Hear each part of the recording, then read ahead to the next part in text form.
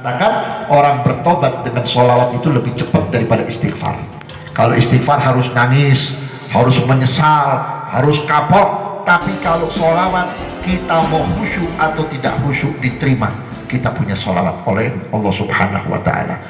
Yang kedua, warajulun aktsaru sholata alayya, orang yang dijamin hidupnya bahagia dan kalau mati syahid, yaitu orang yang selalu memperbanyak sholawat. Sholawat ini bisa nutupin sholat kita.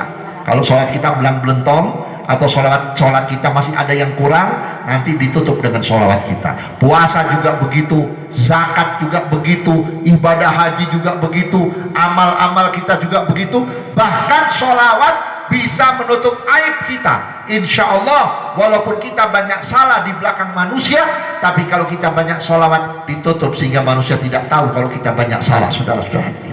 Yang ketiga, warajulun la yahqidu ala akhihil muslim, orang yang dijamin hidup bahagia dan dijamin kalau mati syahid, yaitu orang yang tidak punya rasa dengki atau hasud kepada sesama muslim.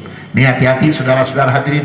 Penyakit yang paling berat, penyakit yang paling kronis, penyakit yang paling bahaya bukan tumor, bukan kanker.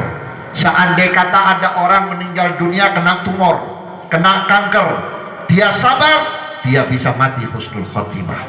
Bahkan penyakitnya bisa membakar dosanya.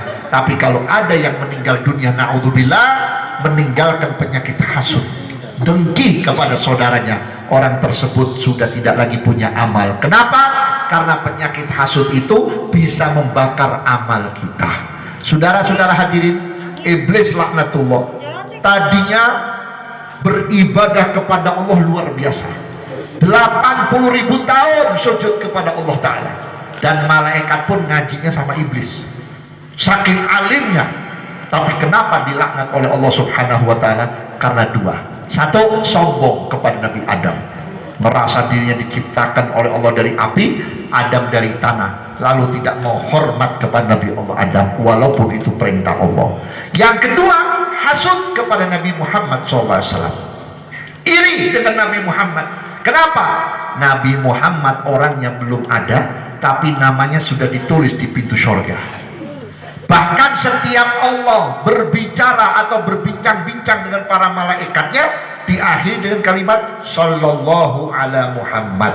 Makanya sholawat yang bunyinya sallallahu ala Muhammad disebut sholawat malaikat atau sholawat Jibril, karena seluruh malaikat ketika Allah pertama mengucapkan sallu ala Muhammad, hai malaikat bersolawatlah kalian kepada Nabi Muhammad, akhirnya terkenal dengan sholawat Jibril atau sholawat rahmah. Makanya orang yang mengamalkan sallallahu ala Muhammad sebelum tidur 1000 kali, insya Allah satu waktu bakal ditemui oleh Nabi Muhammad.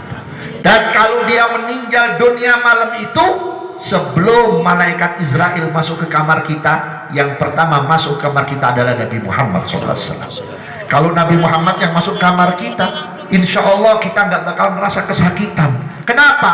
Malaikat malu kepada Nabi Muhammad SAW.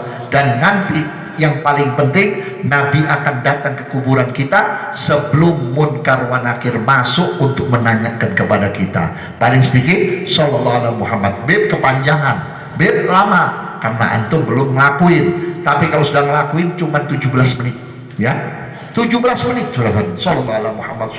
Dan kalau dibaca setelah sholat isya, kita habis sholat isya, sudah nggak ada acara, sudah habis makan malam, sambil nungguin ngantuk, pegang aja tasbih sallallahu alaihi Muhammad, sallallahu alaihi Muhammad, sallallahu alaihi Muhammad, ya sambil duduk di teras nggak apa-apa, ya sholawat mau ikhlas mau nggak diterima, mau khusyuk nggak diterima, sambil kita nonton bola juga nggak apa-apa, sallallahu alaihi Muhammad, sallallahu alaihi Muhammad, sampai dapat 1000, syukur lebih daripada 1000. Barangkali Nabi datang kepada kita nanti malam ngasih wasiat yang baik, ngasih ilmu yang belum ada orang yang tahu, ngasih keberkahan atau ngasih janji kepada kita.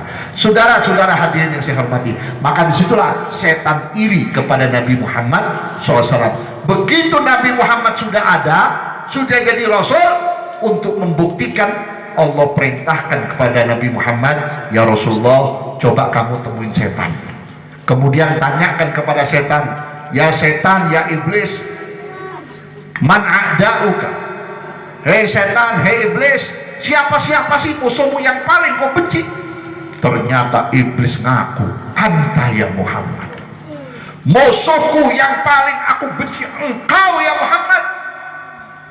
Kemudian siapa lagi? Waman adba'uka ya Muhammad, orang yang setia mengikuti engkau ya Muhammad. Makanya jangan heran kalau ada orang istiqomah ngikutin Nabi Muhammad, ngikutin akhlak Nabi Muhammad, ngikutin amalan Nabi Muhammad, banyak musuhnya. Dibilang so alim lah, dibilang pecundang lah, dibilang ortodok lah, dibilang kadrun lah. Kenapa? Yang ngomong itu jurik, Pak Hadirin. Betul nggak? Yang ngomong itu jurik. Makanya saya katakan, siapa yang menolak revolusi akhlak itu jurik. Kenapa? Karena akhlak ini dari Nabi, Nabi dari Allah. Makanya Imam Hasanul Basri seorang tabi'in itu pernah berkata, ta'adabtu bi adabin Ali, aku berakhlak dengan akhlaknya Sayyidina Ali. Kenapa Imam Hasanul Basri pengen berakhlak dengan akhlaknya Sayyidina Ali? Karena Sayyidina Ali berakhlak dengan akhlaknya Nabi. Apa kata Sayyidina Ali? Ta'adabtu bi adabin Nabi, aku berakhlak dengan akhlaknya Nabi. Nabi pun pernah berkata, adabani Rabbi fa ahsana ta'dibi, aku dididik oleh Allah dengan sebaik-baiknya pendidikan. Siapa yang tidak mau dididik oleh Nabi Muhammad, siapa yang nggak mau dididik oleh Rasulullah, maka orang itu berarti sama derajatnya dengan setan, naudzubillah. Makanya Habib Abdullah ibn Alawi al-Haddad rahimahumullah, waktu ditanya, ya Habib, apa syaratnya, apa ciri-cirinya supaya anak saya menjadi anak yang soleh? Dijawab oleh Habib Abdullah Haddad, kalau kamu kepengen punya anak yang soleh, ikutin perintah Nabi Muhammad. Apa perintah Nabi Muhammad? Adibu auladakum ala salasi khisal, didik anakmu dengan 3 perkara. Ini fi'il amr bapak-bapak ya, ibu-ibu, ini fi'il amr. Ini kalau nggak diamalin, besok di akhirat nggak ketemu Nabi. Kita nggak bakal dapat syafaatnya Nabi Muhammad, karena ini perintah Nabi. Ajari anakmu 3 perkara. 1, hubbi nabikum, supaya cinta kepada Nabi Muhammad. Dengan cintanya kepada Nabi Muhammad, dia bakal nurut. Orang kalau udah cinta nurut ya. Misalkan punya pacar bilang, bang nyebur, namanya juga cinta, betul nggak? Bang loncat. Anak kita begitu, karena udah cinta sama Nabi. Suruh nurut sama ibu bapaknya, nurut. Suruh taat kepada gurunya, taat. Suruh sholat. Makanya kalau pengen punya anak yang soleh, pertama, tanamkan di kalbu anak kita cinta kepada Nabi Muhammad SAW. Yang kedua, cinta kepada keluarga Nabi Muhammad. Yang ketiga, wa ala qiraatil Quran, ajarkan anakmu supaya mencintai Al-Quran, supaya nanti anak-anak kita menjadi manusia yang berkah. Saudara tahu, Quran ini bukan cuma sekedar bacaan. Al-Quran membuat orang IQ-nya tinggi. Makanya kalau ada orang bebel, ya, belit, nggak pernah cerdas, suruh baca Quran, insya Allah cerdas. Sampai ada satu ayat, ini ayat pernah didapati oleh Habib Salim bin Ahmad bin Jinan. Ini riwayat Habib Salim ya, dulu waktu masih belajar di Madrasah Al-Khairiyah Surabaya. Ini kata orang-orang yang sebaya dengan Habib Salim, termasuk kakek saya. Habib Salim ini orang yang bebel, ngapalin 1 hadis itu seminggu. Innamal a'malu binniyat, seminggu nggak apal-apal, sampai dimarahin oleh gurunya. Akhirnya karena sering dimarahin sama gurunya, dia pulang. Kebetulan rumah Habib Salim itu tingkat 2. Dia naik ke tingkat yang kedua, dia nangis menggerung, kenapa kok sampai saya bebel, kenapa sampai saya bunuh. Subhanallah, datang Sayyidina Ali ibn Abi Thalib karamallahu wajhah. Sayyidina Ali datang, dikelepak kepalanya Habib Salim sambil berkata, iqra sanuqri'uka fala tansa illa masyaallah. Akhirnya oleh Habib Salim diwiridkan, sanuqri'uka fala tansa illa masyaallah, sanuqri'uka fala tansa illa masyaallah. Keluar dari rumahnya, Habib Salim langsung menuju ke madrasahnya, tempat dia belajar, dengan pakai jubah ya, pakai sorban, masih usia anak-anak. Kaget gurunya ulama besar, Habib Abdul Qadir bin Ahmad Al-Faqih, Habib Muhammad Al-Muhdar. Dibilang apa? Ya Habib Abdul Qadir, biarin aku yang ngajar di sini. Ya Salim, mau ngajar apa kamu? Orang 1 hadis saja kamu nggak apa-apa. Saya mau ngajar. Ternyata Habib Abdul Qadir pada waktu itu lagi menjabarkan, lagi menafsirkan satu ayat. Itu ditulis oleh Habib Salim, di mana papan tulis seperti tulisan yang ada di kitab. Subhanallah. Kenapa? Allah buka kecerdasan, Allah buka IQ-nya, Allah buka kepandaiannya dengan satu ayat, sanukri'uka fala tansa. Makanya kalau ada santri dan santriat yang sedang thalabul ilm, amalkan ini ya, paling sedikit setiap habis sholat 10 kali, sanukri'uka fala tansa illa masyaallah. Insyaallah sampai tua nggak pikun, sampai tua nggak bakal pohok, sampai tua dikasih kecerdasan. Itu Habib Salim bin Jindan kalau baca kitab kayak Imam Syafi'i. Imam Syafi'i kalau baca kitab nih, yang kanan dibaca, yang kiri dilirik hafal, yang kiri dilirik hafal, apalagi yang dibaca. Habib Salim begitu, yang kanan dibaca, yang kiri dilirik hafal. Maka oleh karena itulah, mudah-mudahan dengan berkah Nabi Muhammad SAW, insya Allah hajat sahibul beti kabul, diterima oleh Ta'ala. Yang paling penting saya pesan kepada Cak No, siapa Cak No? Kang No, tolong anaknya nanti kalau udah lulus SD jangan sekolah lagi ya, pesantren. Percuma sekolah di Indonesia nggak manfaat, betul nggak? Yang laku bukan anak sekolah, yang laku santri, betul kan?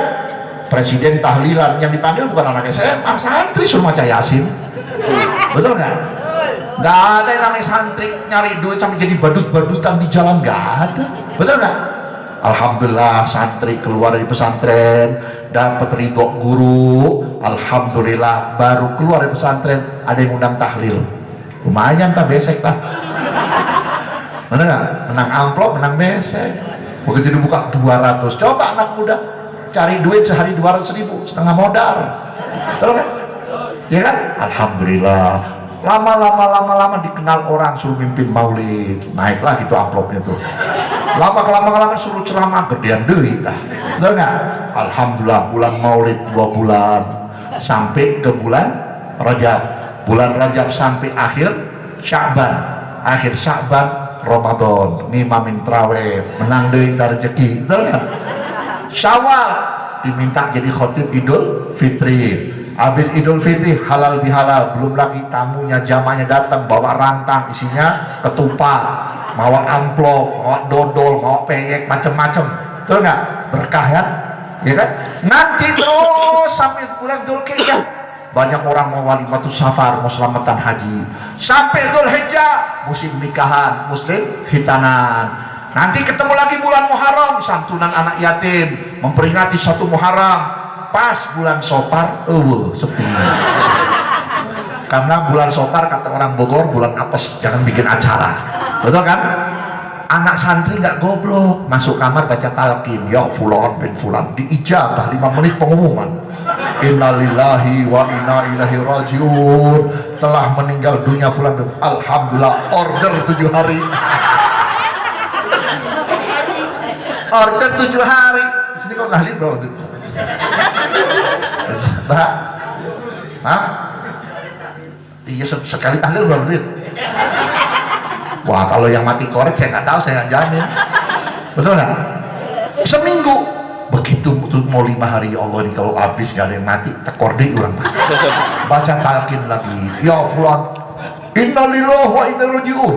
Kemarin Pak Haji, sekarang Bu Haji yang meninggal. Sampai ketemu bulan maulid lagi, nyambung, nggak ada ceritanya santri apes tuh, nggak ada. Makanya saya pesan sama Kang No, nanti Maulana ini di pesantrenin. Ini anak cerdas nih. Saya lihat anak ini cerdas, apalanya kuat. Daripada nanti dipengaruhi sama teman-temannya di sekolahan, dipengaruhi teman-temannya di jalan. Sebab orang yang cerdas itu seperti rekaman. Apa yang dia lihat, apa yang didengar dia hafal. Kalau yang dilihat baik ya baik, kalau yang didengar baik ya baik. Tapi kalau yang didengar jelek, yang dilihat jelek bisa jelek. Makanya hati-hati kalau punya anak pintar, punya anak cerdas, harus dijaga. Apalagi sekarang zaman HP, ya kan? Orang bisa maksiat lewat HP, orang bisa jadi politikus lewat HP. Orang mau jadi anggota DPR nggak usah sekolah, cukup pakai HP bisa politik. Mana nggak perlu ijazah, biarin ijazah palsu yang penting jadi presiden. Betul nggak? Sekarang zaman sekarang yang penting bisa, betul kan? Ya mudah-mudahan Allah limpahkan rahmat hidayah kepada kita semuanya, wabil khusus kepada sahibul bait. Kita doakan Ustaz Ali Zainal Abidin, Ustaz Bukhari, Ustaz Ki Haji Asif Saiful Razi, abang beliau Abah Haji biar panjang umur afiat, saya pesan biar Majlis Roma ini tambah maju. Amin. Ya, maju jamaahnya, maju dakwanya, maju ratibnya. Kenapa? Inilah salah satu cara yang menjaga Bogor daripada bala. Coba kita lihat tadi, ya. Saya habis sholat duhur tadi jam 1, tidur rebahan, baru merem karena kecapean dari malam, Pak. Goncang, ada apa ini? Nggak tahu, gempa bumi. Saya lihat di handphone, di Cianjur hancur, sampai di mana, di bukan Jakarta aja, di apa, Maluku, ya, Ambon juga kena, di Kupang juga kena, banyak korbannya. Ya wallahu alam ya, mungkin sana nggak ada yang baca maulid, tapi alhamdulillah Bogor aman. Sebab salah satu jaminan orang baca maulid, kampungnya tidak akan terkena bala. Amin. Itu jaminannya. Ini yang ngomong Al-Imam Jalaluddin As-Suyuti. Kampungnya nggak akan terkena bala. Kalau kampung satu desa ya dibacain maulid secara rutin, ya insya Allah kalau ada warga yang nggak bener, kalau dia nggak tobat dia keluar. Dan dijamin oleh Allah Ta'ala berkah. Kenapa? Saudara tahu Habib Ali bin Muhammad bin Abdurrahman Al-Habsyi Kuitan, dia bilang setiap rumah atau musola atau masjid atau satu tempat dibacakan maulid, malaikat 2 hari di atas genteng. Kenapa? Nungguin wangi harumnya Rasulullah yang datang ke tempat ini. Nabi Muhammad hadir, bukan cuma kita aja, Rasulullah ada. Saking harumnya sampai malaikat 2 hari tidak keluar dari rumah ini. Kenapa? Menunggu harumnya Nabi Muhammad SAW. Mudah-mudahan kita diterima oleh Allah Subhanahu Wa Taala. Sebelum saya akhiri, saya minta dengan keridhaan baca suratul Fatihah untuk sahabat saya Bapak Imron yang meninggal dunia, yang rumahnya di Cimanggu.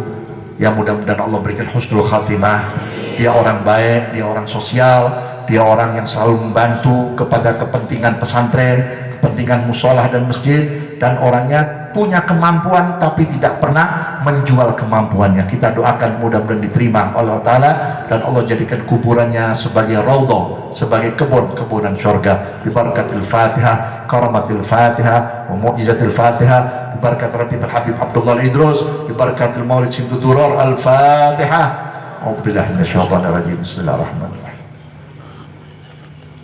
Iyyaka na'budu wa iyyaka nasta'in. Ihdinas siratal mustaqim. Shiratal ladzina an'amta 'alaihim. Kurang dan lebihnya mohon maaf. Assalamualaikum.